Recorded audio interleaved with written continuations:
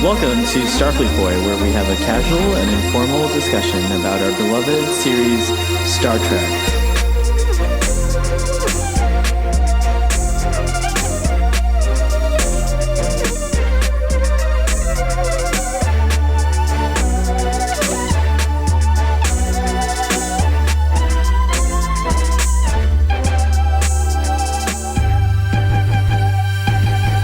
How could you love so many things at once? Now I'm recording. You can. Oh. It's not binary. Are you recording? I am. How do I sound? The recording has begun. Do I sound good or do I sound a shite? You sound good. You never sound shite, come on. Shite audio? You sound great. I didn't read all of what's going on in that group chat because I didn't. Oh, group chat. But I noticed that you had we can't talk about it, right? Oh wait, okay. No, you did an A at me, and then I kind of read between the lines, and I noticed that you're talking about you being nude or something. No. And I was like, it's the opposite. It's the opposite. Fine. Me being nude. No. You being nude. Who being nude? Okay, no one's nude. It's clothed. They were talking about something about clothed nudes, I think. So I just sent a picture of me in clothes because I'm nude under the clothes. Okay. And then. But there was my name in there. Well, there was Trick on the Tube in there. So the reason for that was I'm wearing this bow tie today for Triangulum Studios. He requested it. Mm-hmm. Or they requested it. I actually don't know how Triangulum Studios identifies. So they requested it, and so I said. Is it multiple people or is it still one person? I don't know. Because it's studios. Maybe there's like 27 people. Oh, wow. That's interesting if 27 people requested that I wear a bow tie today. But who knows? Anyways, I said that the bow tie... one person out of them that's like, no, I don't want to. I said that the bow tie would distract you, and I was correct. Look how distracted you are. It's the first thing. Like, it's Doctor Who. Oh my goodness, you got the bow tie. All right, let's do our clap. So, I've fallen into the trap of Triangulum Studios. All right. 1, 2, 3, clap. 1, 2, 3, clap. 1, 2, 3, clap. I think our sync was on point today. One might say you fall into a booby trap, number one. Well, not with you. There ain't no boobies involved. A bow tie trap. A booty trap. Oh, whoa. A booty trap? No. Bow ties are sometimes referred to as crackers, so it could be a cracker trap. Are they? Mm-hmm. The British. A cracker trap seems somewhat different, but... Well, it depends where you are. A cracker trap in America would be very different from a cracker trap in the UK. Is the word cracker very negatively viewed? I think it's derogatory for... It's supposed to be meant as derogatory towards specifically white people who also are known as rednecks. Is it? Yes. I thought cracker came from like the cracking of the whip, so the slave owner or something. Oh, perhaps, but it's meant to be derogatory. Like, if you lived in the South and someone called you a cracker, it would be an insult. Or taken. I say it here and now, but much like the N word, it's never something that I would use. Like, even in a situation where I'm insulting people, I would usually go to like motherfucker or dumbass or shit like that. But those are two words that I don't use. I'll be eating my biscuits. Your biscuits and your tea. I'll be drinking my water. I forgot to make tea or coffee, but I've been up for a while, so I'm okay. How dare you drink? How dare you drink water? You're taunting Mars. They don't even have water. This is for the ASMR audience. Mars doesn't even have water, and you're taunting them. Mars. It's not the same Mars as the Expanse, buddy. It's a different Mars. Oh, not Star Trek. Oh my goodness. That Mars might have problems getting water, but in Federation 24th century or late 23rd century or whatever we're at. Where are we? Where are we? We're here to talk. Where we are is we're here to talk about the latest Short Treks episode and the final Short Treks episode in this bundle, which is also a prelude to new Star bundle. Trek Picard. It is. It's a prelude or a prologue to Star Trek Picard. I prefer that to the word prequel, because that's not. Who's calling it a prequel? ZBS. Oh, really? Shut up. Someone's gonna get whipped. Well, he can't whip himself, can he? Mr. Kurtzman. He doesn't write the tweets. Well, he and the other co-producers and executive producers and all co-executive producers and all of them, all of the 16,000 of them that they are, they all use the wrong words anyway. None of them know. I'm a secret executive producer. Well, you better tell them to get their shit together and stop using wrong words. Because they sold this one as a prequel to Picard, but don't make sense. We can get into the technicalities, but whatever. They sold Ephraim and Dot and The Girl Who Made the Stars. They said, discover 2 new short treks in a new universe. I'm like, what the hell does that mean? So are they in another timeline, these things? That's what I've been saying all along. The whole time I've been saying this. And you didn't believe me, and now it's official. It's official now. They don't know what they're saying. They're confused. I think they're just trying the best that they can. So do you want to do the summary? Do you want to do the summary? The best is not enough. Wait, we didn't even do the introduction. Welcome and we're back. On the Tube. Oh no! You could totally do that. We could do 2 separate introductions, and we could simul post it on one of the channels. So hold on here. I'll do your introduction. Hey everybody, welcome back to another episode of Trek on the Tube. It's a lie. The Canon Cop and I today will be using a spiky dildo to illustrate our points. Oh damn! So this is being uploaded to a different website. No, it could be. I don't know. And so now we'll do the Starfleet Boy one, and we're back on another exciting episode of Starfleet Boy, where we have a casual and informal conversation about Star Trek. Today, I'm not so casual, and I've already told the audience why, so I apologize for the late introduction. It's usually the first thing we do, but if you didn't already know you were here, now you do. Yeah, they clicked on the most recent episode of Starfleet Boy, but they were still wondering what they were listening to until you actually said it. They're like, I'm confused. This isn't right. That's how it is. And then, of course, there's Starfleet Boy canon, and it's all interrupted. Today's a big day in canon. I'm wearing formal clothing instead of casual clothing, and we have a new setting. So it's like a retcon occurred. I can't handle so much change. Neither can a lot of people. Coherency needs to. It's not consistent. I haven't seen you. I just realized something. You can't set this as a prequel. If you set this as like a prequel episode to one of our TNG discussions, the continuity will be all wrong. It's as simple as that. That's how you understand continuity, people. See this setup that he has. It's right for now because he's allowed to change things as time goes by, but he can't pretend that this takes place between 2 TNG discussions because it's all wrong. It's still a mic and a chair and a Starfleet Boy. In essence, it's still the same thing, but it's done wrong on screen, see? Wow. I never had... Ooh, I just did something cool and changed it so that I could see myself. See, this is new. He never did cool things before. You're not in the center. You need to center yourself more. There you go. Now you're centered. All right. That was a great explanation of continuity, Sean.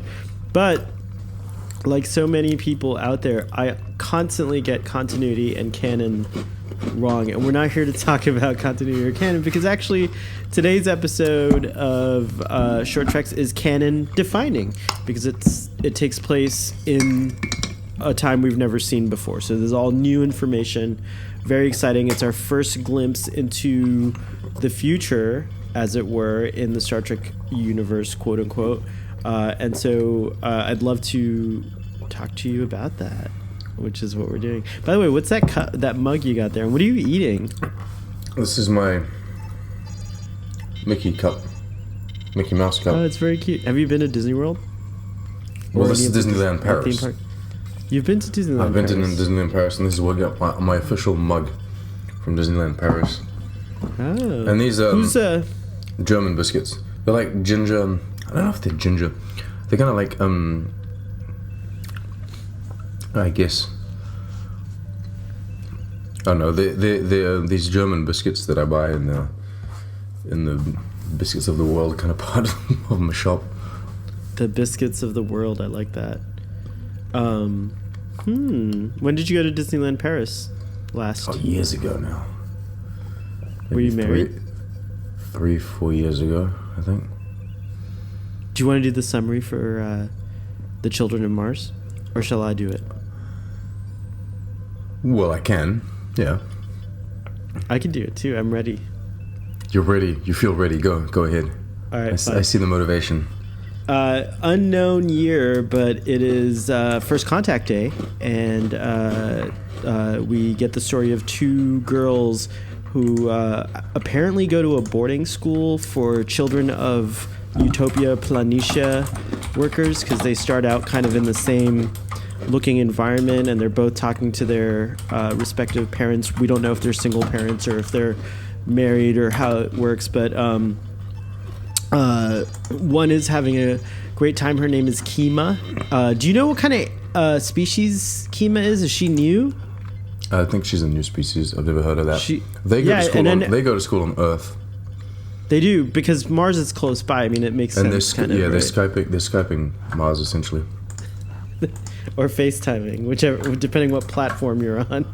They're L cars timing. Well, no, actually, the L cars don't exist anymore. They've been. Well, no, they don't exist. Maybe in civilian life. That's what I. But thought. anyways, that's what I thought. I've been explaining all of these things. I've been explaining them.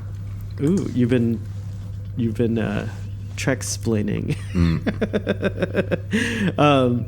But anyways, we don't know for sure, but like that's what it seems like. I think they go to boarding school because they're wearing uniforms. Like I don't think like a public school. Do public schools make you wear uniforms? No, right? I didn't have to wear a uniform when I went to school. I could wear whatever I wanted, which was one of the wonderful things about public school. I thought self-expression is a great quality that helps one. I think uniforms are better, personally, but I had uniforms. So. I mean, I think uniforms look cooler. Like, if everyone's wearing a uniform, everything looks, very nice and neat. But I was very glad to be able to wear my big, gigantic pants. I think that I had uniforms my Echo. Clear up a lot of confusion. I know that often the argument for uniforms that I've heard is that it takes away kind of like social status, or people don't seem poor, people don't seem too rich or whatever, because you all have the same kind of clothing, and so that kind of discrimination kind of disappears or whatever. I don't find that to be true, because if someone doesn't have a lot of money, they're going to get secondhand uniforms anyway, so you can still see it. But I think it kind of it takes away from the confusion of, oh, can I wear this, should I wear this? You know what I mean? Because like sometimes people are going to wear clothes that are too revealing, or that are not necessarily appropriate for a school. But then what is appropriate or not depends on really who the person is. Is it clearly defined in your books? What? I mean, if there's a uniform, then you got to wear the uniform, and that's just that. The problem's solved, isn't it? It's true. Oh, why did my computer just... Oh, okay, there we go. My computer just went to sleep. Not me. I was You mock me as I speak, sir. So, okay, that was our first interruption to my summary. No, I'm just kidding. That was a good point. Actually, that's a good point. I actually would like to talk more about that, because I disagree. I think that there are... especially today, and when I was going to school, even wealthier kids sometimes went thrift store shopping and wore clothing that looked like, a street urchin or a beggar would have. So, and I certainly was not wealthy, but oftentimes I spruced it up by wearing a dress shirt, and people thought all of a sudden that I was preppy and had lived in a mansion or whatever, and I certainly did not. So I think that ultimately it comes down to, yes, you're right. Someone could wear something totally inappropriate, which happened all the time in my high school, and I think people ate it up when that happened. But that's what life's about. You got to test those boundaries. Test them. Test them in school where you can, where it's safe. That's the American way. No, I'm just kidding. It's not exclusive to Americans. But I do notice that in Britain, I think public schools do wear uniforms. So I think you're correct that it's a great... There's two philosophies. This I went to a school's public school in New Zealand, and it was uniforms. There you go. So this philosophy agrees with you. Whatever school they go to agrees with that point of where it eliminates some distractions and people can focus more on learning. Anyways, we get a glimpse of a school on Earth, which I think is a first also. I don't remember in any Star Trek that I've been exposed to seeing an Earth school, a school setting on Earth. We get the cool... okay, I take that back. We get the really old, crappy school bus that shuttles them from their apartment. I have so much to say about all of this. Maybe not what you think, actually. But. Oh, good. It shuttles them from their boarding house, I'll say, to the school. We don't know a lot about it. It's just these are just guesses. And they go about an ordinary day, and we get this other girl named... What was her name? Nil? I didn't catch any of the names. I think Kima is the girl with the unknown species, the new species, and Nil or Nick or something like. Oh, such a bad. Lil, isn't it? Lil. It was Lil. It was Lil. Thank you. Like or Lily. Like short for Lily. It's Lil. Anyways, Lil's the other girl who we meet, and she's pissed off at her dad. She actually doesn't even let her dad finish his call. He's like, "Sorry, honey. There's so much going on here." How rude. At Utopia Planitia. I just got upgraded from repairing those old tugboats from the Discovery era to the brand new Picard era ships, and I really don't want to miss this opportunity. Otherwise, I'd be home for first contact day. And then she just hangs up on him. She's like, "Later. Sorry, father." Anyway, she goes to school. She's pissed off, and she bumps into Kima, and it forces Kima to drop her bag and then miss the barrier that prevents you from getting, I guess, burned by the shuttle's thrusters. And then so she has to wait for the next shuttle. She gets to school late. There's a rendition of David Bowie's Heroes playing over all of this. There's really no dialogue at all, and so then the girls are just getting back at each other. They're both pissed off at each other, and it escalates into this like massive fight, and where they have to be separated from one another, and then they're put in like kind of like a detention in the common area. And then all of a sudden, while they're in detention and like kind of cooling off, the like adults in the room suddenly look really panicked, and they're showing each other their little mini communication devices, and unspoken they both agree that it needs to be broadcast throughout the school. And we learn of an insane attack. All those attacks we've been seeing in the trailers up to this point, little glimpses of these ships and everything, apparently their rogue synths are attacking the Utopia Planitia space yards. And I'm getting actually emotional thinking about it right now, because as like someone who's known the Utopia Planitia space yards, about them and wondered about them, and like thought they would be a cool setting for a show, to see them like being destroyed, and to just imagine actually the amount of workers. These are people that are like, shouldn't be caught in like for years and years. For years and years, in my mind, it was like, if we do a Star Trek live action sitcom, it is at the Utopia Planitia shipyards, and I thought because there's Starfleet people and there's civilian people, and I thought it would be just so funny to have these people kind of work, and all that stuff, yeah. And you would follow a group that are like not necessarily Starfleet. And every time Starfleet went into the room, it would be all like serious, and then within goddamn Starfleet officers. Well, all your favorite people from that imaginary show just died. They were just killed. They're all dead now. All of them. They got or many. They got. They got synth to whatever that is, but it's true. Bob and Zach and Bob, Zach, Jeffrey, Eleanor. Oh, no, not Jeffrey. Eleanor, oh no, she's got to. Anyways, they're all gone, and thank you for lightening my mood because I actually was getting teary. I don't know if you can see my teary eyes here, but anyway, so then it ends with the two girls who had been fighting realizing that they probably have both lost their loved ones in this attack, and they either inadvertently or intentionally hold hands to comfort one another, and it's a beautiful little note, and that's it. That's the prelude to Picard, aka the Children of Mars. How is that summary? That was it. That was the summary. That was a summary. It was. Is that like how you feel about this episode? It was an episode. It wasn't good or bad. It was just an episode.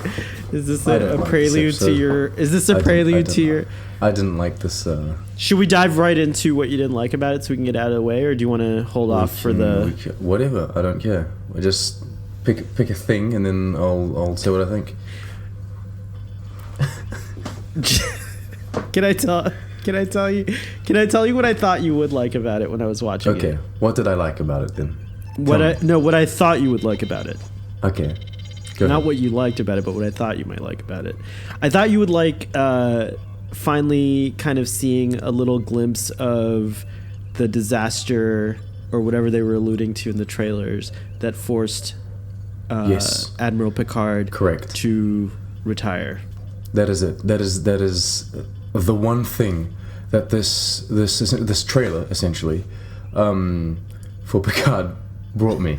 I now know It was it was an 8-minute trailer, right? it was just a trailer. I now know that the attack and the rescue armada that they're referring to was the attack on Mars. It wasn't like the evacuation of Romulus or anything like that, which I'm relieved to know because the rescue armada that Picard launches, or that was a part of or whatever, is now not Romulus. We don't know. I don't think we know that yet. I think it's pretty much Mars, I guess.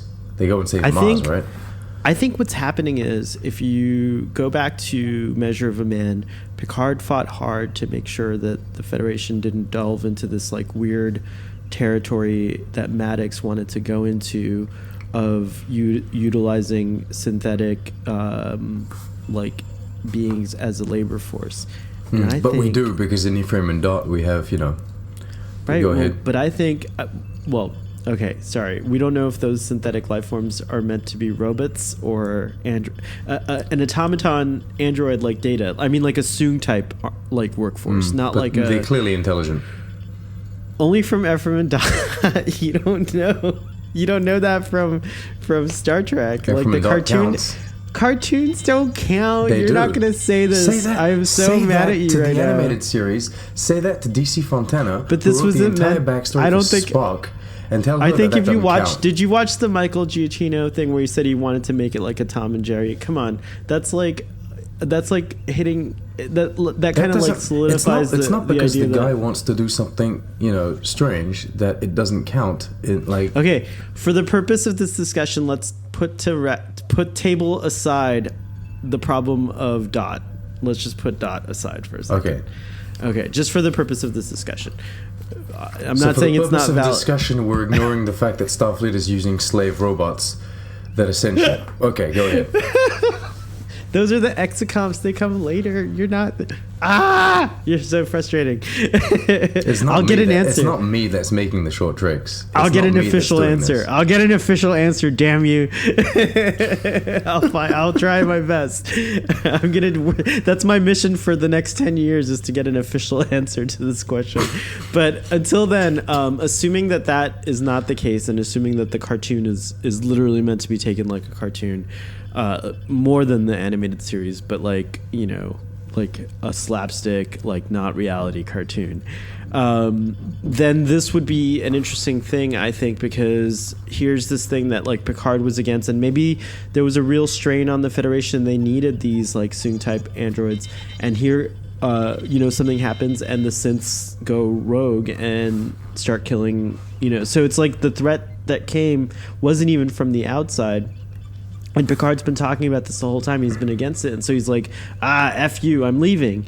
But it's the worst thing he could have done. And now he has to kind of like grapple with that and then restore, life to restore kind of like his own faith in Starfleet and the Federation. He has to restore his leadership, which he opted out of. Like, people look up to him and he's a public figure, and all of a sudden he's like, I can't do this anymore, and come back in a time where it seems like there's a lot of strange stuff going on from the trailers of Picard. Like, there's some weird shit going on with the Romulans and the Borg, and like the whole no assimilations for however long, and Hugh's back, and so there's a lot of cool, interesting implications.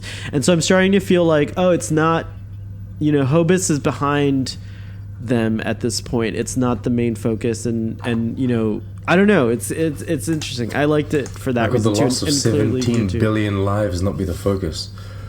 Frankly, the Utopia Planitia 20 some odd years later is like small fry next to what happened to Romulus. But that's what I'm saying is maybe. Remus.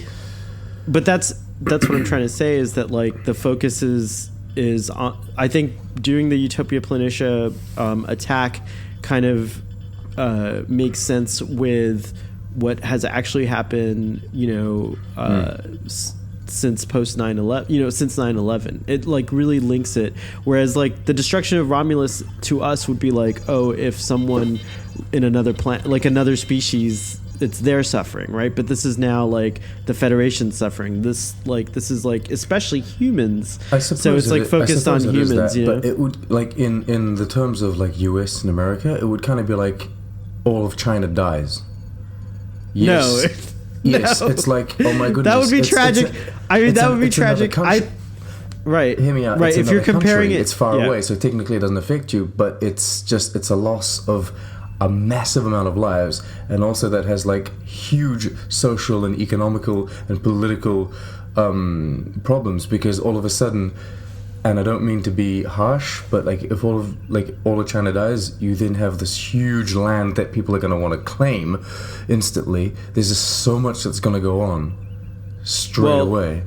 Well, also, do all of the Chinese that are not in China go back? We can't necessarily compare it, because like on Earth now, at least now, we live in a time where like there's less of this idea of China as another planet. You know what I mean? Like I think more and more people today see it as a global. I'm relating this to like Romulus and Earth.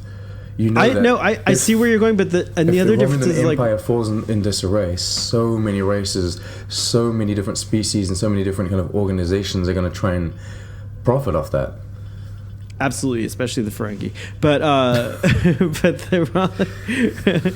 the Romulans are also, we don't know yet officially what the extent. We know. Did you say the number was like 17 billion people died in the Hobus that's on Romulus. Disaster? I don't know how many people lived on Remus or other worlds, because assuming it's a hypernova or something like that, it would have taken out a lot more than just Romulus and Remus. It could have taken out several.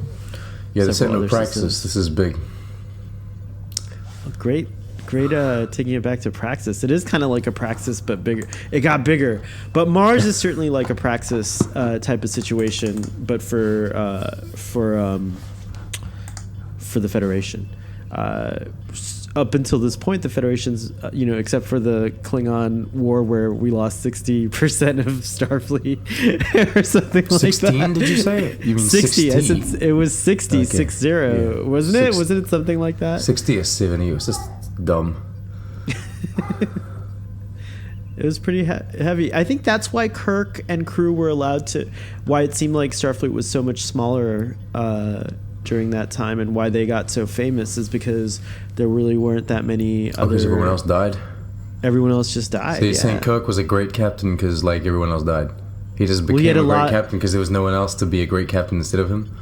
Well, there were fewer people to kind of balance out the greatness, so he took all the greatness. He took all the greatness for himself. He took all the... There's no one else to document. Do you think that's very Kirk? All right, so now that we went over what you liked, I'd like to hear, or if you could, I could tell you what I didn't like. Go ahead. That was the singular thing that I enjoyed from this whole thing. By the way, that it kind of, the explanation that Utopia Planitia was attacked, and that's it. And seeing that Admiral Picard, Picard was still an admiral at this time. I'm not too sold on the still of Picard that they threw up on screen, which clearly looks like the cover from one of the comic books. I think they didn't even get Sir Patrick Stewart. I think they just took one of the painted pictures, but whatever. Short tricks are cheap. Go on. Yeah, I got into a Twitter conversation with someone who thought it was insulting that they used the Discovery era ships, and my initial reaction was like, why did they do this shot? Like, why did they do that? Are they trying to say we still repair these and that they're still in, or are we still making these at the Utopia Planitia? It's just because they had the CG renders lying around. No, yeah, I know. The real life reason is like it is way cheaper and it makes sense completely. But then there's so many, like, from what I understand, you can download free digital like meshes and everything. Like Trickyard's doing all the time. Trickyards, it's a YouTube channel. They do it all the time, and they digitally render ships. You can't do that. You're so friggin' lazy that you can't go out and download a TNG era, even a TNG era, or like something from First Contact, or you just can't be bothered, or you don't care enough. I think the issue becomes that like when you want to retroactively make Discovery more valid by shoehorning it into a context where it shouldn't be there. I don't know this for sure, but I've done movies and I've dealt with a lot of licensing situations. I used to work in broadcasting and stuff like that. It's all owned by CBS. There's no licensing issue. It's all owned by CBS. It's going back to one of your older videos. Wait to hear my point. So if you download a free mesh from the internet and then modify it, it can turn into this thing where later on someone comes back and says, hey, that's my mesh. Like, you know what I mean? Even though it was free, they want credit for it. And that's the thing, is sometimes you don't know who created the original mesh or whatever. It's actually beneficial from a legal perspective to pay someone to do a brand new complete mesh. Not just that, like it also, you're paying this special effects department, and it would be fully owned by CBS. That particular mesh or model would be completely owned in that case by CBS, and then they could freely use it among their assets. So I do think that you do have to create all these things from scratch if you're doing a production. So if I make a mesh of Star Trek of the USS Voyager, which is a CBS owned model, right? It's a CBS owned ship and aesthetic. If I make a mesh of that and put it online, they can't use it. As in, I can claim copyright on that. I think that feels like bullshit because it's their shit. No, it wouldn't be a matter of copyright. It's more of a matter of like, just from a corporation like CBS, a corporation like CBS or any entity of that stature, it would look abusive to use someone's hard work without compensating them. So don't look like idiots and don't treat your fans like morons, and just pay someone to do the work and make the mesh yourself, and put a correct era ship on screen. Or if you're that lazy, add one speck of dialogue or add one speck of information that tells us that these are in fact Discovery era ships that are being scrapped for parts, or make something up that says that we've come on a day where we've just got old ships that we're ripping them apart or we're recycling them or whatever. You know how Spock says go the extra 1%, right? And bring a whole lot more to the table. Don't how Spock says, actually Sherlock Holmes says this, if you eliminate the impossible, whatever remains, however improbable, must be the truth. I think it's safe to assume that that's the case, that these rust buckets are being repaired, and they just chose to show them because they wanted to say, that's not hey what guys, they did though. That's not what they did. They were like, two reasons. One, it's cheaper, and then I'm sure someone was like, ships look cool on that one. They do look cool. The ships look cool. They don't look uncool. That's not the point, though, is it?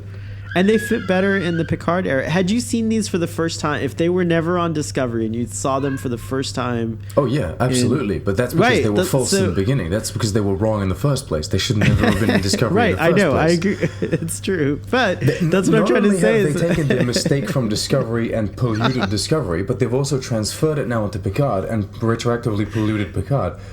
They're idiots. I'm sorry. I love that you're so extreme. You're like, it's polluting Picard. It's not. I'm sorry. The shuttle, though, I will say this. The shuttle, I like. I like the idea of taking really old... Okay, aesthetically, and the shuttle them looked out of place buses. in Discovery in the first place. So, right. So Discovery was crapped. But regardless, I like the idea of taking really old shuttles and using them as school buses. I like that idea. I think that it's very funny that Star Trek is so American. Like, the United States thinks it's like the center of the world.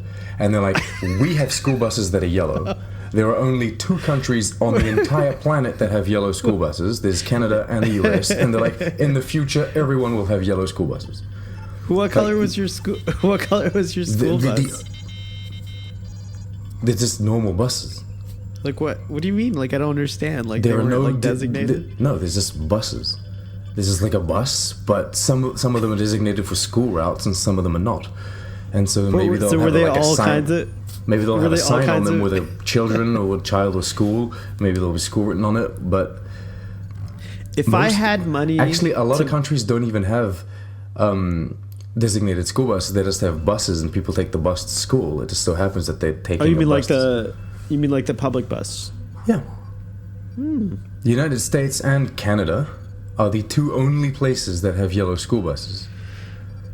But the United States is like, but this isn't a Discovery problem or like a modern Star Trek problem. It's more of like the self-centeredness of the United States has always done this, and so the rest of the world kind of accepts it. One thing that, if I'm not mistaken, we are privy to as far as what future is like on Earth is that there is the retention of nation states. Like the idea of a nationality is still there. So even though they never mention like America or France, well, they do actually mention France. Picard was born in France. Like, how is there still a France? I think it comes down to cultural regions, wouldn't it? Right, but that's what I'm saying is like, so it makes sense that there would still be yellow school buses, and now we can assume that this is either in Canada or where Canada or United States were. Yeah. So that's kind of cool.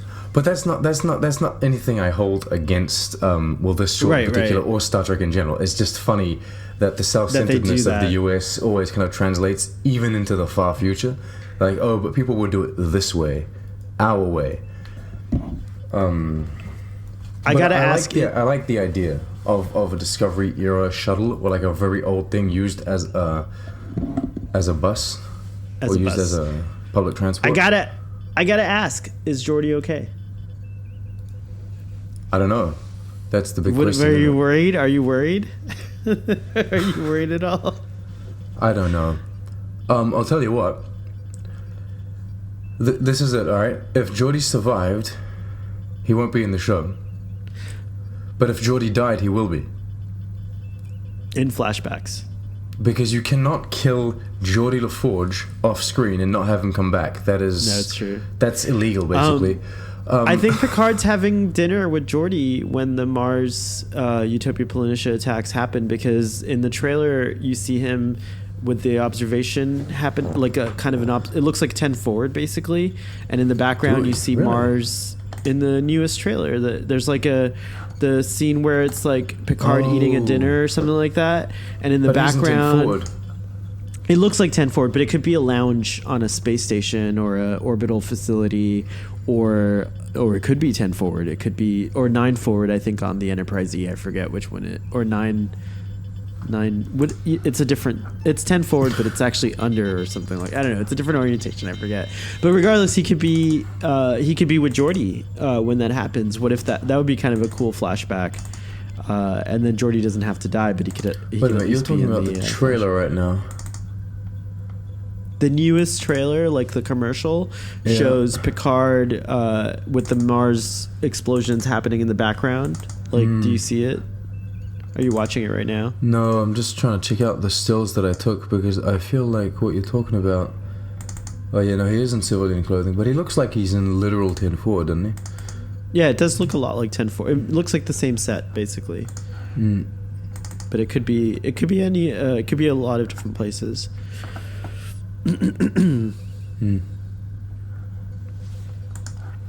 We'll see. We shall. But don't you think that that's that's a possibility that he's definitely visiting Geordi. I mean, who knows? Could be doing an inspection. Admiral Picard. Maybe. Geordi, I've come to Utopia Planitia on First Contact Day to celebrate with you. So that's a big deal that it happens on First Contact Catherine Day. Janeway says that her school was closed before First Contact Day. She says that schools are closed for First Contact Day. Really? Yeah, which is very easy to find. You search First Contact Day on Memory Alpha, and this information... Which is April 5th, by the way. Which is April 5th, one day after my birthday.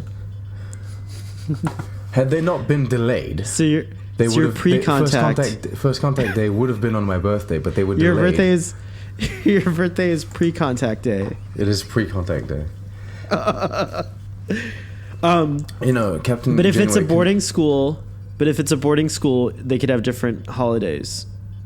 If it's a boarding school for the Utopia Planitia worker children, and maybe parents who came home... It could just be laziness as well. Like, we didn't search for ships. Who cares about searching about information about the most important day in Star Trek? I'm very bitter. Why? Why are you so bitter? What's wrong? Why? Do you need a virtual hug? Do you need Trek on the Tube? Do you need a hug? I just want to help this. Here, look. I've given you... Look at this. Whoa, shit. I think the word synths would not be used by Starfleet or by any kind of news outlet in the era of the Next Generation and beyond. They would say synthetics. Synth seems too today. It seems too now. I just don't. I don't know. Suit, what would you call? What would you call? What would you call? Assuming they're Soong type, modeled after Soong type androids. No, synthetics is fine. It's just the contraction, like the diminished version of the synths. I feel is not. It's not professional. It's not. People are well spoken in Star Trek, right? I think it's just the regular... in the Next Generation and in what comes after, people are well spoken. Even in Enterprise, people are well spoken. I mean, there's this Trip sometimes he says, some funky things, but I don't feel like they would use that. Like, what are they called? The founders in Deep Space Nine. I think that they're trying to... They're called shapeshifters by people, and that's like... But some people call them shifters, don't they? No. Like regular people? I've never heard shifter. that. You gosh darn shifter. You synth.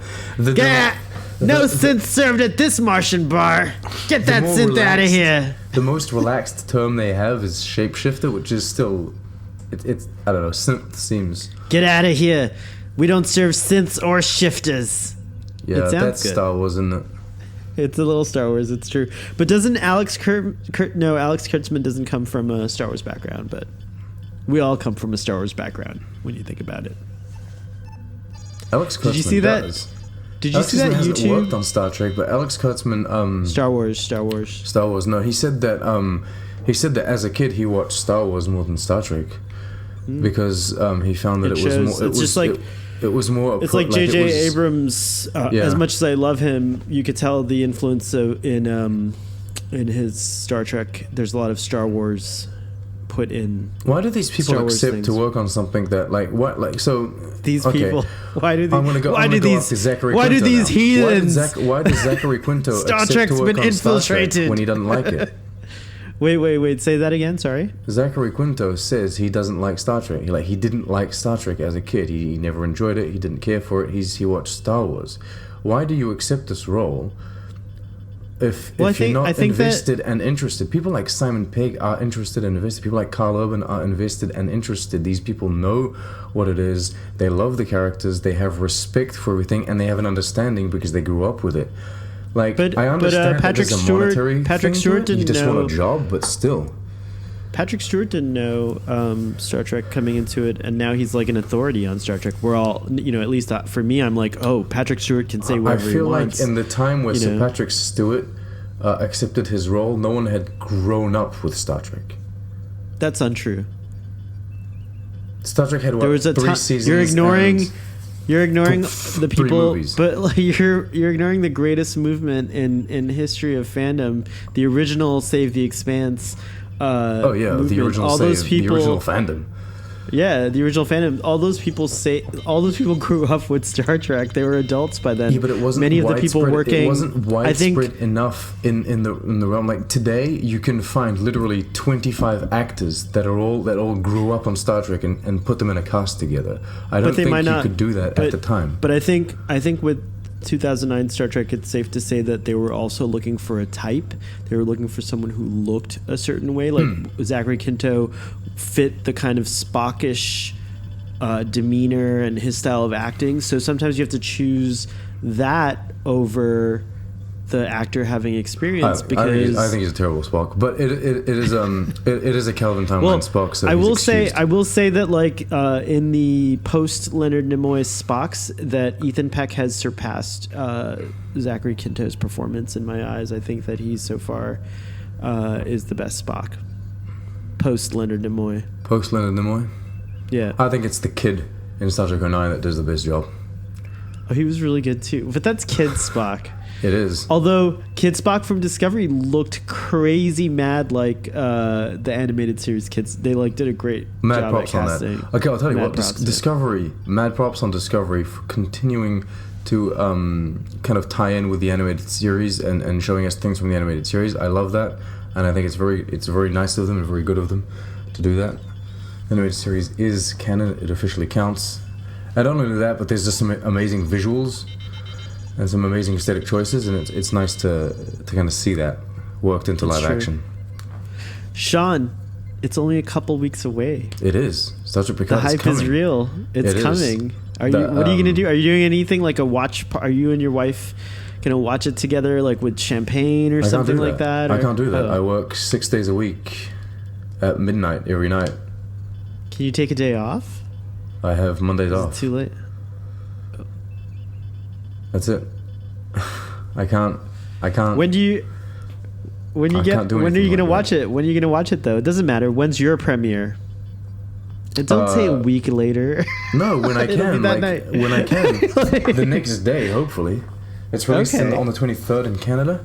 I should be watching it. Are you gonna go dark until you watch it? Are you gonna turn off the Twitter and everything else? Maybe not. I'm not that extreme. I honestly, I have a tendency to kind of. I feel like if you get spoiled something on the internet, you were kind of looking for it, or you kind of read you kind of read the tweet or the thing, unless it's like a photograph of like. Which you can't. You can't unsee it. Yeah, you can't really. Then you're like, damn it, I saw it. But like, you kind of understand straight away that this post or this kind of. Thing is talking about something that you don't want to watch. So nothing. I wasn't spoilt from the Rise of Skywalker, and I saw that a good 3 weeks after. They've been releasing the short treks like the morning, which I loved about The Mandalorian, by the way, that it wouldn't premiere at like a specific time. Do you know if Picard is premiering at a time, or is it also just going to be released? They haven't said. I have no idea of how they're doing this. Let's take a look. Star Trek Picard. Didn't these things usually come out at midnight? Because I know that Netflix, when they drop their things, they say it comes out on the 25th. They'll drop it. Well, Discovery midnight. Came out at a specific time every Thursday. Was it? Was it Thursdays or was it another day? I can't remember. While you do this, I'm gonna do a quick solo discussion about this short tricks. All right. Ooh. Because I have things that I need to talk about. Now, maybe you'll. So a monologue. You'll do a monologue. Maybe you'll react to what I've got to say, all right? All right, cool. I'll try to be patient and listen. All right. I feel like the short trick serves the single purpose of kind of revealing the attack on Utopia Planitia and Picard's involvement. But it's kind of redundant because the show's going to address that anyway. It's not like we needed this to explain it. I feel like the show is going to take the time to talk about Utopia Planitia and the attack, and it will at least address it, which means retroactively, when you look at the entirety of Star Trek, this is kind of pointless. I feel like the performances weren't exactly good. It was just kind of everyone. Can I interject Go with ahead. a thought that I had? But one of the things you loved, I know that this one doesn't work for you, but do you see that one of the things you wanted Short Treks to do was tell these like sidebar stories that are not necessarily important. So even though it failed for you, it is serving in a way what you hoped for Short Treks. No, like it is kind of doing the thing that you wanted Short Treks to do.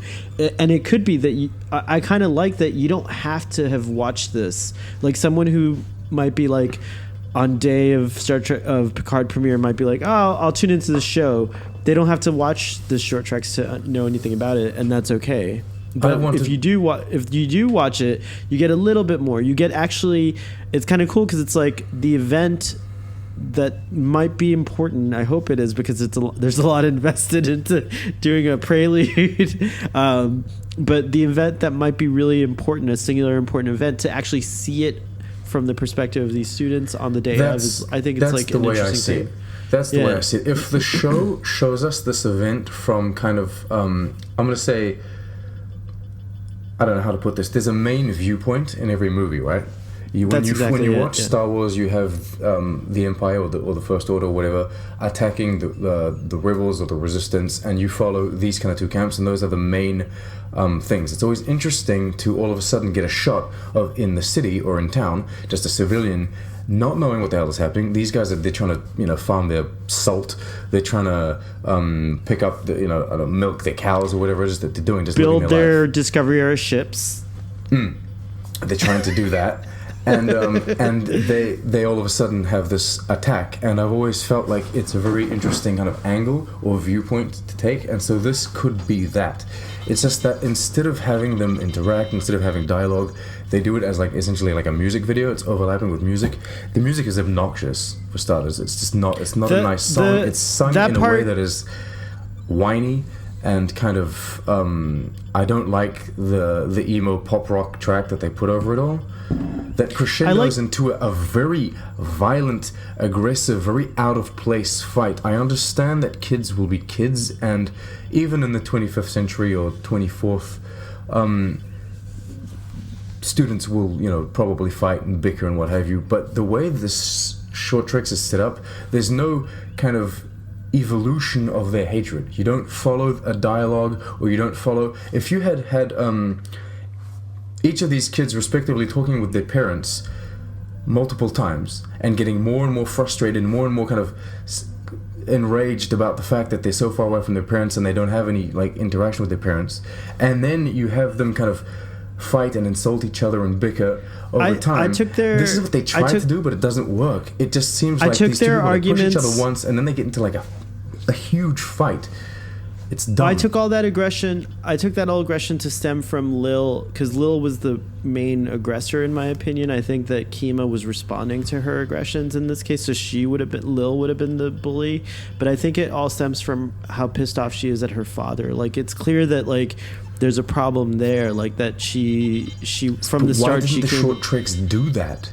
That's but I think it did. That's an interesting topic to talk about. Then tackle it correctly. Don't make it. I think it did though. Don't make it a Coldplay music video. I will say it didn't do anything new in the sense that I think it relied on a very old trope and just templated Star Trek over it, because I think it did work emotionally because it's such a reliable device. But it's so overused that's what I'm saying is like I think I could have done without that. I would have actually really enjoyed a different perspective, which is how cool would it have been that in fact in the 23rd or 24th century even kids could deal with complex emotions like this in a constructive way, and how different it would have been. And then there's this disaster. Right, or something, and then there's this children. There's someone enlightened in this 24th century that they go to a counselor and talk about this. Yeah. But that being said, it did hit its emotional marks, because I did get drawn into it. So not my choice for if I were doing this story, but at the same time, I see why it works. Anyways, this whole kind of overused trope with. I'm not gonna like necessarily bash the performances, because they weren't bad. They were just not interesting. But because we asked nothing of any of the actors, like we asked, be it the principal or the teacher or the students, like nothing was asked of them. It's overlapped with a whiny song. And then to add to that, you get all of these inconsistencies or all of these questions all of a sudden that everyone has, like, oh, what about these Discovery ships? Why are they using padlocks? I'm alright with the library. Oh, were they? I didn't even notice. There were were they actual using padlocks? like 20th So they should. century It padlocks. would have been cool if they were like little. But do we even need locker rooms in Yeah, 24th true. century TNG era? Like, do When we you need just that? have a pad, right? Yeah, Or your do you work even follows need you on to your lock desk. It's true. I mean, what? Like, do you need to lock your? What you put? You got a few books in there and a snack. Well, there shouldn't be books, but your pad should have everything on. I disagree with that. I think books are fine. Picard always read books. I like Captains books always too. have books in the ready room. But And think I about it, like for that could be like something you do for like as a novel. I think it. They I have think all even of in Star this Trek, it's more of a modern novelty. technology, which is just makes no sense. Like none of them is LCARs, but then you could say it is civilians, so it's not necessarily Starfleet. But then, what is it with transparent screens? I love the Expanse. The Expanse does it also. Transparent screens are stupid. No one's going to use a transparent screen. Not only does everyone see what you're doing, but also you can't see properly. Depending on if you put it on a white surface or a black surface or a mirror, you can't see what's going on your screen. It's dumb. Half of it is holographic. The technology makes no sense. I'm mad. This is just dumb. It's a stupid short treks. It's like a mediocre story that instead of being elevated by a tasteful Star Trek kind of skin or overlap, what it is it's like it's a tasteless story brought down by shitty fan service by people that don't understand what they're doing. And I really love that. I really love that rant. I really love that rant happened on Starfleet Boys. I'm very hype about Picard, and I'm very hype about Picard, and I'm at this point detached enough to be able to put the short treks aside and not consider it. But if they had released 3 short treks instead of 1 that tied into Picard, and if they were all of this quality, my hype for Picard would have seriously dropped, and I would have been, they're gonna make an ass show. Because if this is any kind of indication as to what we're gonna get, no.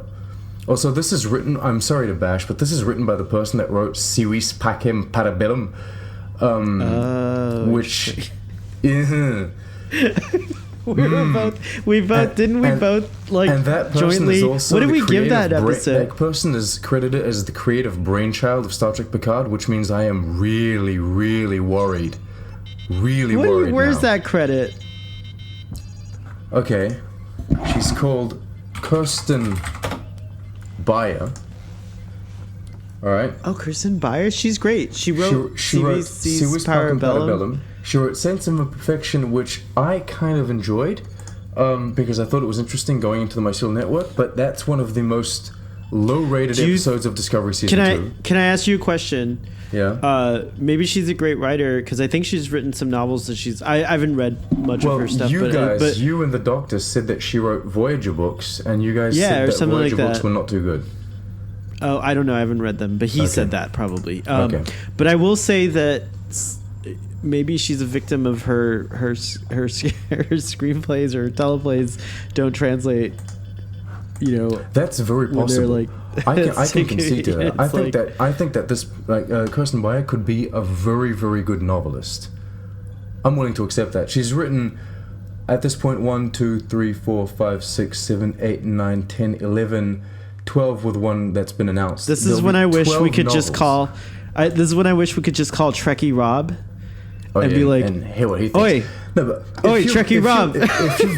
Actually, Trekkie Rob, if you're listening to this, oi, what's the scoop? If you've written actively at this point 11 novels, and there's a 12th one like in the works, there has to be some good, right? It can't just be all bad. There might be a miss, maybe, but it must be some pretty good writing, and people. So must just enjoy those two episodes of Star Trek, though, Saints of Imperfection and CV, blah blah blah, Parabellum. Yeah. Those are the two episodes of Star Trek that she wrote, and this one. Ooh, and you say that she's the brainchild behind Picard? I thought it was like Michael Chabon was like the brainchild. She is also a writer on Star Trek Picard, starring Sir Patrick Stewart. According to Sid Sullivan, the series is the brainchild of Kirsten Byatt. Oh, okay. Which is not reassuring at all. Not based on CVC's not based on the current kind of roster. But I don't know. I'm still excited. I'm not worried. I'm not worried. Your positivity.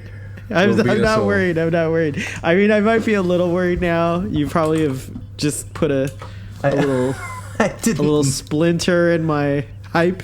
A splinter in my hype to hurt you in that way. It's okay. I know you don't mean to hurt me.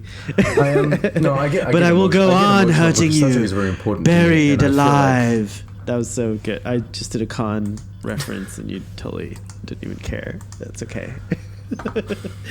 I wish to go on hurting you, Starfleet boy. They had announced the con project back in the day. There's been so much. I can't keep track of all the things and all the insider sources. I can't keep track of all the insider sources and all the. I just don't do it anymore. I only listen to you. You're my only source. You need to steer me in the right direction. What do I do? No, I do tune into Ketwalski. He seems to have a good handle on things. At least he tries to be very open-minded and fair. And several other YouTubers that I'm discovering are very interesting, so I'm very excited about that. So, but mainly you're my source. I watch all your videos. Speaking of which, there's a Borg species. What do you call it? Races or species? Star Trek races. Star Trek races. The Borg. Yeah, I've been told that Star Trek races sounds like Star Trek races sound. I don't think it matters, but I don't think it is. But I think Star Trek races sounds like it could be like a race of like all the best ships. Like which ship will win the Star Trek races? And there goes the Ferengi Marauder, spruced up on some kind of weird hyperjuice. Hyperjuice? Oh, they're using some sort of snail or slug. Coaxium. I don't know. No, that's fine. We're mixing franchises too much here. All right, so I didn't have any other notes. Did you finish your monologue? Did I interrupt it, or did you have more thoughts on that? I think I've gone on well enough. People are probably mad at me now. They're probably fed up with my ranting. Hey, look, you know what? If people are mad at you, that's not a bad thing because it's their opportunity to think about looking at it a different way. I'm not gonna. I didn't like it. That's me.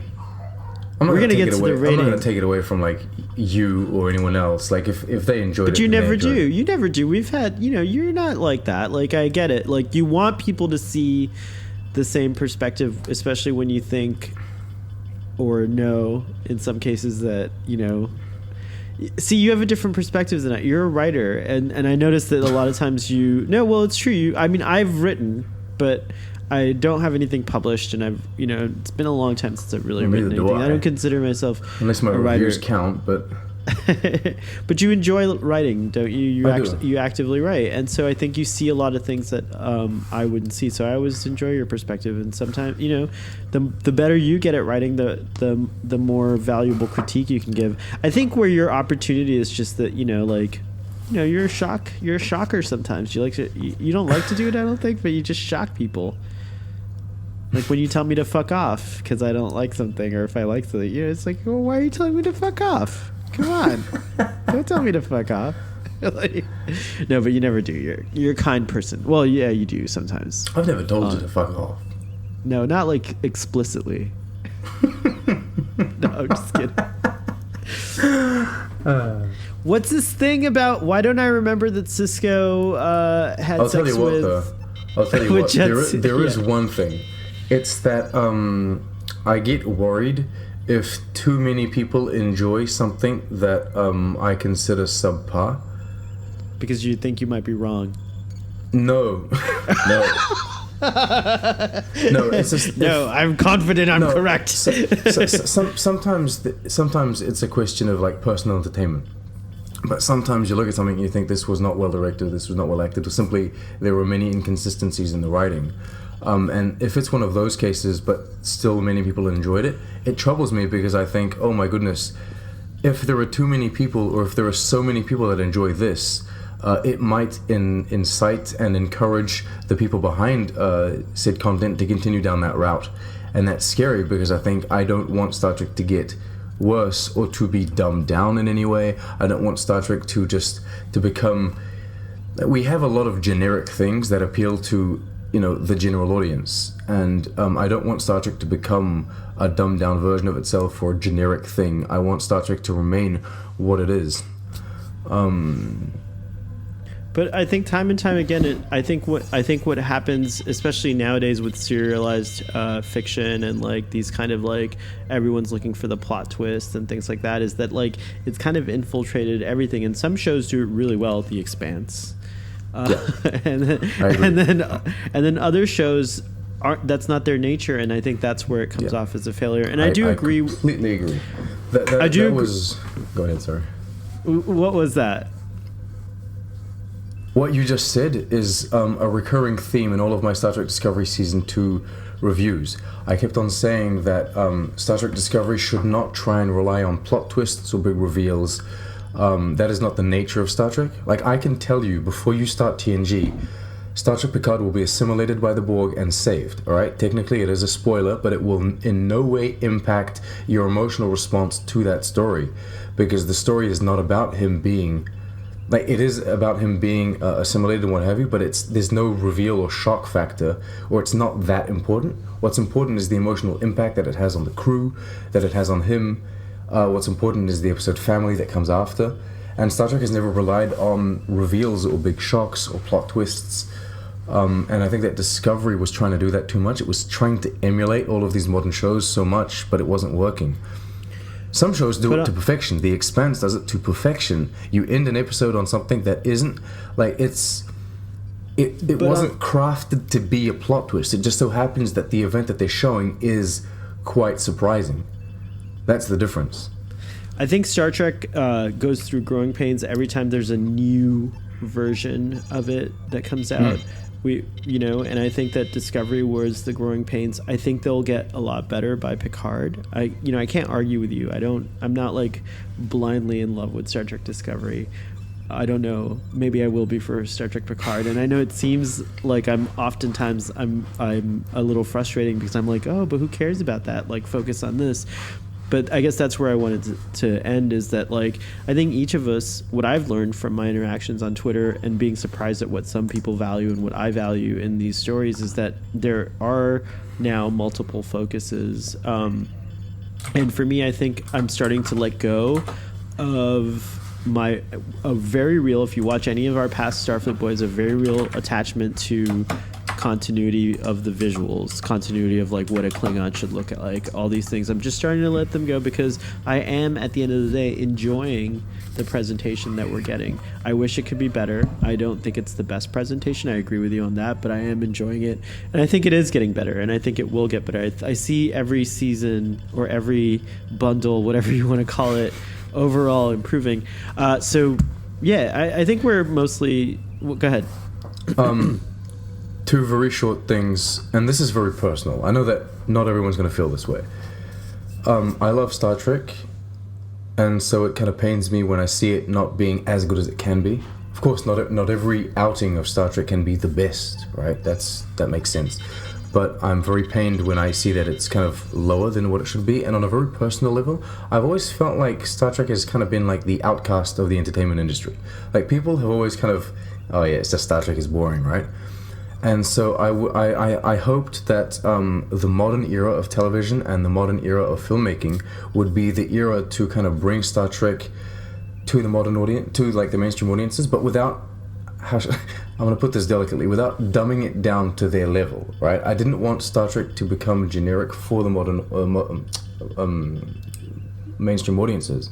I wanted Star Trek to remain what it was, but become so good in all its filmmaking and storytelling, that people would kind of come over to Star Trek and go, oh my god, this thing exists and it's been existing for so long and we've kind of put it down, but we shouldn't have, it was so cool. But Star Trek as it stands is not doing that, because there are so many shows out there that are better than Star Trek Discovery. There are so many short kind of things that are so much better than short treks. There are so many films out there that are science fiction films that are better than the Kelvin timeline, that I feel like modern Star Trek isn't there.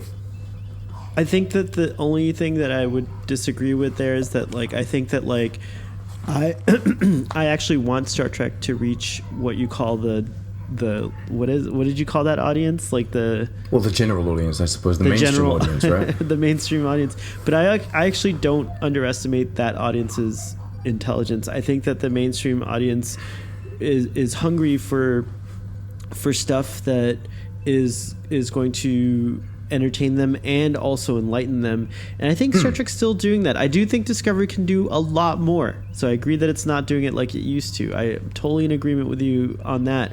I think that the science is missing. I think that missing in a way that it's noticeable, and I think the discovery, the wonder of exploration, the thing that inspires people to go off and become, that inspires like the mainstream audience to go, oh, maybe I want to be a geologist, maybe I want to be a scientist of some kind, maybe I don't want to be living the rest of my life not contributing towards the betterment of humanity. So I do think that is kind of missing, but I think it should be aimed at the general audience, and I do think that it just needs to balance these clearly meant to get to like interest that group with the stuff that will inspire that group as well. Exactly. That's very true. Yeah. Because in the end, what they're doing now is they're kind of giving in to certain things and trying to interest that group with that, but then they have no substance to keep them there. Or not enough substance of science and like math and Star Trek feels I guess to kind of show them that, oh look, Star Trek can be cool. I've always thought Star Trek was cool. Me too. That's why we're here. I think Star Trek is just so cool. Can we do a run through real quick? I know you have to go soon, but can we do a run through of all the short treks, because it's the last one of this bundle, right? Yep, the bundle has been. Bundled, right? So, where did we start this bundle? Do you remember? It was Q&A. It was Spock number 1 in an elevator. I thought that was a cute episode, right? But you hated it. Was it? I don't remember how. I think I liked it more than this one.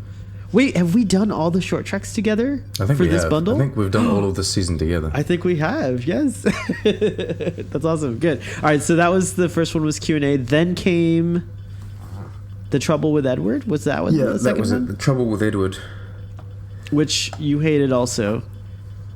No, it was fine. It was just there were certain elements that I didn't like near the end of it, but it was all right. And I liked it. I thought it was okay. I agreed with some of the captain, the weird shit. I think some of the humor worked and some of the humor didn't. Yeah. And some of the decisions from the captain worked and some of them didn't. But it's true. And there was Pike. Pike's a charming man in me. Can you do a Pike? Do you do a Pike? Can you get it? Can you get into Pike character? Are you able to do it? No. I can't do a Pike. I don't know. Like he doesn't have like significant mannerism. Like you could cosplay. You could get away. You're on the edge of what? Oh, that's not bad. Yeah, actually, it was pretty good. You could cosplay. Are you gonna get? Will you buy a uniform with the collar? Are you gonna get one? I will. I will one day cosplay, not as Pike, but as Ensign Mount. I will be Ensign Mount, and I will go and meet him. I am inspired by you. He's so cool. I watch this video. I want him to be my dad. I want to be him. He's so cool. He's like the human that I want to be, right? That's amazing. You know who I want as my parents? I want Ensign Mount and Chris Evans. I want them to be my parents. Oh my God, that's no female in your parentage. That's a really interesting modern family. 2 dads, but just that's who gave birth to you? Chris Evans. Chris Evans was the one who gave birth to you. I don't care. Doesn't matter. He carried you. He carried you to term. They can adopt me. What does it matter? No, I know it's true. They could adopt you. That was wrong of Starfleet Boy. There are many ways of getting. It was wrong of Starfleet Boy to assume that it was there was a acquiring a child can be done in many ways. Giving birth is just a different way of acquiring one. This is true. I don't think you acquire a child. You care for one. just saying. But it's okay. I suppose one acquires you get what I mean. as well. The initial is the acquisition of child. Speaking of which, this is my godson. I have to update and put the newer picture of him. So I have acquired a godson. You have acquired a godson? 3 years ago, I acquired a godson. Oh, God, yes. Yes. No, but I mean, it's not up to date then. If it was 3 years ago. Are you gonna make me update it right now? No, it's all right. It's okay. You can update. No, I know exactly where the new picture is too. Uh-oh. But while we say that, what came after the trouble with Edward? What was the next one? It was Ask Not, I think. That was one that I don't remember what I thought. Oh, it was Pike and the. They did a simulation. I think I was troubled by that one, wasn't I? I think. But I like that one. I think that one was one of my favorites, actually. Too. I think that one was one of my favorites because it was simply a simulation aboard a starbase to see if this person would be kind of accepted into working on the Enterprise. I enjoyed that one. Right. I think that one was good. Yeah, see, that's the kind of the smaller story that I enjoy. That was one where I got caught in the minutia of like, for a moment of like, how did they really trick this person? Like, how did they do all this haberdashery just to like, why would they go through this length of like tricking this person? Yeah, but they've done it before. They did it with Wesley. They did it with plenty of people. Right. So it doesn't bother me too much. Oh, there we go. Picture updated. He got huge too. Yeah, he's so cute. Look at that. Oh, let's put it over here. There we go. That's my godson. We have the same. By the way, I'm going to do something very special for the premiere Picard Starfleet Boy discussion, so I hope that you're the one on it, because I think your reaction is going to be the best. My reaction to you or to the episode? To what I have planned for that. What you have planned for that discussion. Yeah, for the discussion. I think you're gonna eat it up the most. Right. Okay. So just a little teaser, for that. I'm ready. So after Ask Not came the two animated ones. They were released at the same time. The Girl Who Made the Stars, Ephraim and Dot, and then The Girl Who Made the Stars. And I liked those. I liked them both. I think we both had problems with Ephraim and Dot with some of the continuity. Yeah, the continuity and the Easter eggs are a little, but I remember both of us loved seeing the Enterprise from that different perspective. I like that. I very much like that was when they have different you angles. mentioned it in your review, and I mentioned it when we talked about it. It was like such a great little moment, an emotional moment. And then Michael Giacchino is just a cool guy. He's fun. He's a pretty cool guy, and I appreciated, and I think you did too, that he actually was like, "Yep, that is a mistake," instead of being radio silent about it. Mr. Giacchino here, he kind of apologized for the A, and I found that nice, but I didn't blame him for the A at all. Like, I know that he directed the episode. So I suppose it was kind of his call at the end of the day, saying, "Oh, this should not be the A." But I feel like it's kind of the people that were animating or the people that were doing the visual designs. Like, they were told to use the ship from this movie. If you go and consult the ship from that movie, then you'll notice that it doesn't have an A. Also, why would you even write this? Why would you write it on the wrong angle? That seems like a we don't care kind of situation. When we see things like that, I just think to myself, like, it just seems so impossible that there aren't super fans. I don't mean to like categorize someone with like all this. It almost feels like someone did it on purpose because they knew that Star Trek fans get annoyed. But that's what someone said. But I just find it hard to believe that that's the intention. Like, it just seems so. Why? Why would you do that? Like, why would you do that to Okay, people? so the A can be a mistake, right? But the saucer section is round. You have a round saucer section, and instead of having the writing like where it should be, they had the writing on a completely.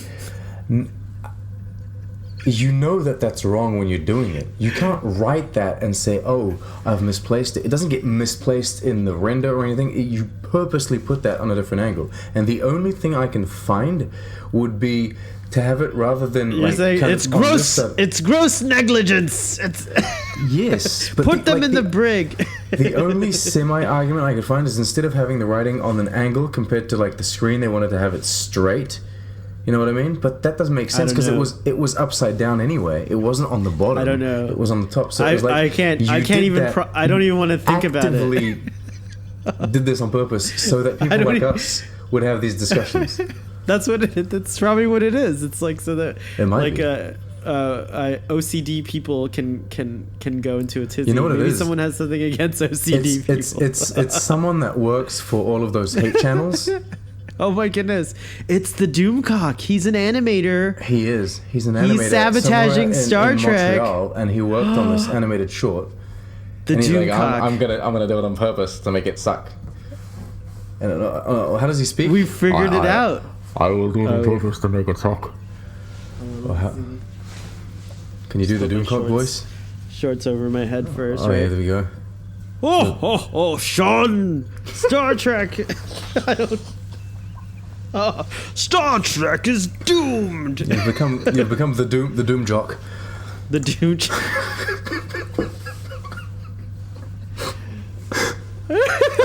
The Doom jock. Oh boy. We don't want to see that. Wow, if you stuck around, audience, till this portion of our discussion. Very courageous. It's quite something, isn't it? Let's rate this episode, shall we? Oh, and then we'll rate the season. We've descended into nothingness. It's just ridiculous what we're saying now. That's why I'm wrapping it up. I'm such a good host. I'm like, here we go. We're gonna finalize this. So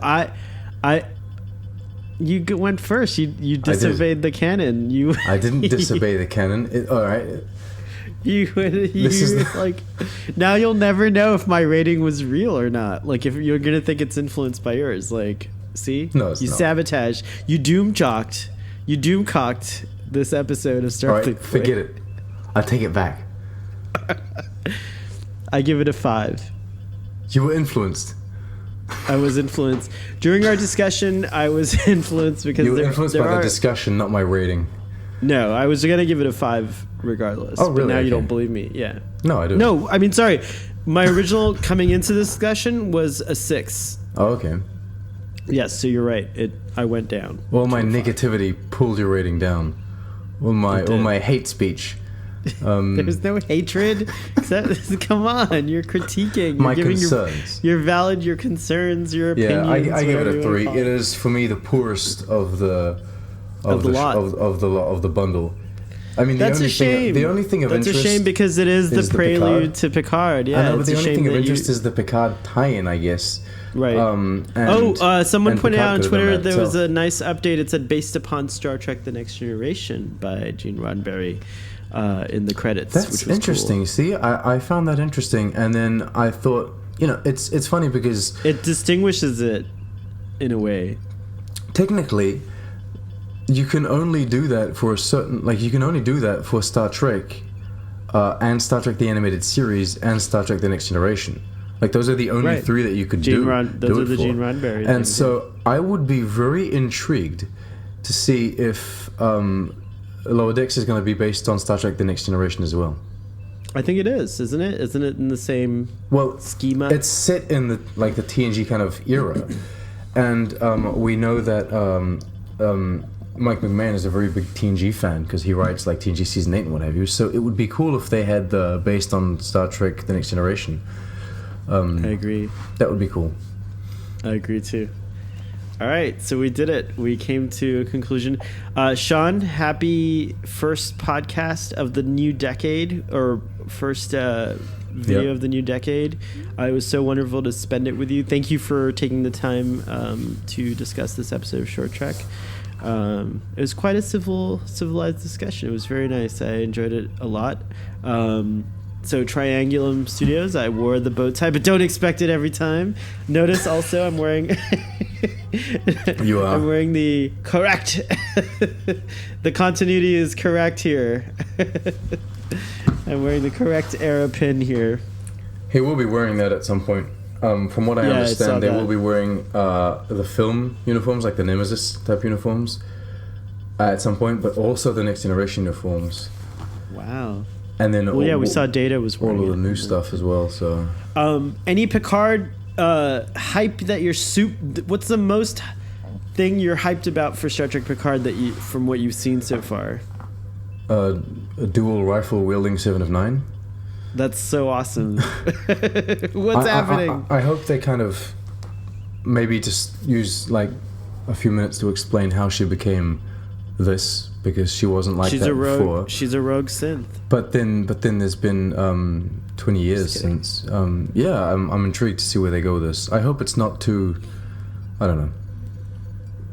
I hope Picard's not, I don't know. It feels, the more we talk about synths, the more it feels like Altered Carbon. Or Blade Runner. That's true. Alright, I'm off. But I'm intrigued. We'll see what happens. Live long and prosper, my friend. Live long and prosper. Please, what is it that people do? They like or don't like. They subscribe. They rate. They and share. They comment. They share it also. And then go to Trek on the Tube's channel, check out his channel. And all right. That's it. We're done. We did it.